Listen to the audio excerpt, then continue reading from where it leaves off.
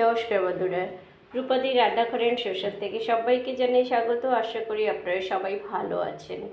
আজকে আমি রান্নাঘরে বানাবো হোয়াইট পাস্তা বা সাদা পাস্তা। খুবই সহজ পদ্ধতিতে, আশা করি আপনাদের ভালো লাগবে এবং বাচ্চাদেরও ভালো লাগবে, বাচ্চার বাবারও ভালো লাগবে, বাচ্চার মার ভালো লাগবে, সবারই লাগবে। তো চলুন, আমি এখানে পাস্তা নিয়ে নিয়েছি। আমি এখানে 200 গ্রাম পাস্তা নিয়েছি। এটা সদস্য অনুযায়ী আপনারা আপনাদের মতো নিয়ে নেবেন, একদম ফ্রেশ পাস্তা। তো এখানে বসিয়ে দিলাম জল হাঁড়িতে, আর হাঁড়িতে জল বসিয়ে এখানে আমি দিয়ে দেব 1 চিমটে লবণ, আর দিয়ে দেব একটু সাদা তেল। লবণটা দিলাম একটু পাস্তার মধ্যে স্বাদ আসার জন্যে, আর তেলটা দিলাম কেউ কারোর গায়ে জড়িয়ে না যায়, এবং সেদ্ধ বসিয়ে দিয়ে কিন্তু চলে যাবেন না, তাহলে নিচে বসে যাবে, লেগে যাবে। তো বসিয়ে আপনাকে একটু নাড়াচাড়া করতে হবে, আর 3-4 মিনিট ফুটিয়ে নিয়ে তারপর ঢাকা চাপা দিয়ে রাখলেই কিন্তু হয়ে যাবে। এখানে দেখুন ময়দা নিয়েছি আমি ভর্তি, একদম 1 চামচ। এটাকে ঠান্ডা জলে অবশ্যই গোলাবেন, নাহলে দলা পাকিয়ে যাবে, আর একটু সময় রেখে দিলে ও কিন্তু আস্তে আস্তে গলে জল হয়ে যাবে। দেখুন পাস্তাটা আমার হয়ে গেছে, দেখুন কি সুন্দর সেদ্ধ হয়ে গেছে। এবার জল ঝরিয়ে সঙ্গে সঙ্গে কড়াইতে না দিয়ে একটু স্টিমটা ঠান্ডা করে নিলে বানাতে খুব ভালো হয়। নিয়ে চলে এলাম ফ্রাই প্যান, ওখানে দিয়ে দিলাম ভর্তি একটা বড় চামচের বাটার। বাটার দিয়ে পাস্তা বানালে খুব ভালো হয় খেতে। এখানে অবশ্যই দেবেন পাস্তা বানালে বাটারে রসুনের কিছু আমি মানে রিং পিস করে দিয়েছি। এটাকে থেঁতো দিলে ভালো হবে না, বাটা দিলেও কিন্তু ভালো হবে না। আর রসুনটা লাল লাল করে বাটারে ভাজা হলে খুব সুন্দর একটা ফ্লেভার হয় আর টেস্টিও হয়। চলুন এবারে ঝাড়িয়ে রাখা পাস্তাটা নিয়ে দিয়ে দিলাম। খুব সহজ, জানেন, কিছুই লাগে না। জলদি আপনার বাচ্চা উঠতে দেরি করে স্কুলে যাবে, তাড়াতাড়ি অফিসের কোনো টিফিন বক্সে দিয়ে দিতে পারেন, বাচ্চার দিতে পারেন, খুবই ভালো হয় আর খুব তাড়াতাড়ি হয়।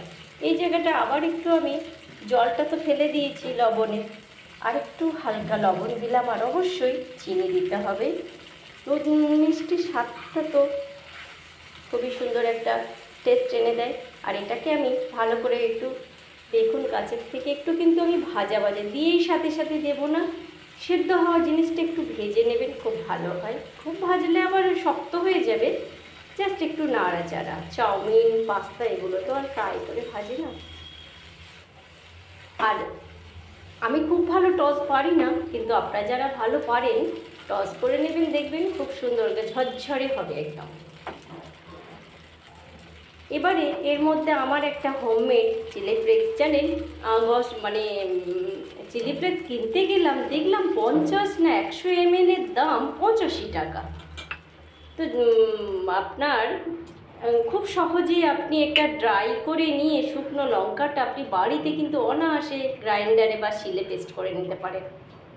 আমি ময়দাটাও দিয়ে দিলাম, আর এখানে দিয়ে দিলাম আমার হোমমেড একটা গোলমরিচ। খুব বাড়িতে যদি আপনি গোলমরিচ বানিয়ে নেন তো খুব সহজেই কিন্তু এটা খুব ভালো টেস্ট আর খুব ভালো ঝাল হয়। গ্রেভিটা দেখুন কি সুন্দর হয়েছে ওই ময়দাটা দেওয়ার জন্য। আর বাচ্চা যদি খায় তাহলে আপনি চিলি ফ্লেক্সটা আপনি এখানে না দিতে পারেন, আর বড়রা খেলে তো স্পাইসি খেলে আপনি অবশ্যই দিতে পারেন। এখানে 2 রকম আমি দিলাম, এটাকে মিশিয়ে নেবেন। আর নামানোর আগে স্বাদ মতো একটু বাটার দিয়ে দিলেন, খুবই ভালো হয়। এই পর্যন্ত যদি আপনাদের বাটারের আমার পাস্তা বাটারের যদি রেসিপিটা ভালো থাকে, আপনিও বানাতে পারেন, খুবই ভালো হয় খেতে। এটাই চটজলদি একটা রেসিপি আপনাদের শেয়ার করলাম। সবাই ভালো থাকবেন, দেখা হবে আবার নতুন কোনো ব্লগে। আর নতুন বন্ধুরা যদি রূপাদি রান্নাঘরের সোশ্যালটা যাতায়াতের পথে আপনার হাতে পড়ে যায়, ভালো লাগলে আপনি অবশ্যই সাবস্ক্রাইব এবং বেল আইকনটা প্রেস করে আমার সাথে থাকতে পারেন। যার জন্য বানিয়েছি চলুন একটু দেখে নিই সে খেয়ে কেমন বলল।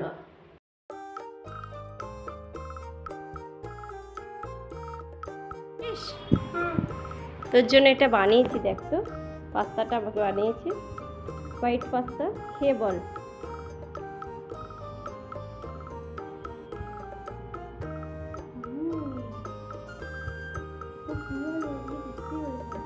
বাটার দিয়ে বানিয়েছি। আর নুন চিনি কেমন আছে? ঠিক আছে? একদম।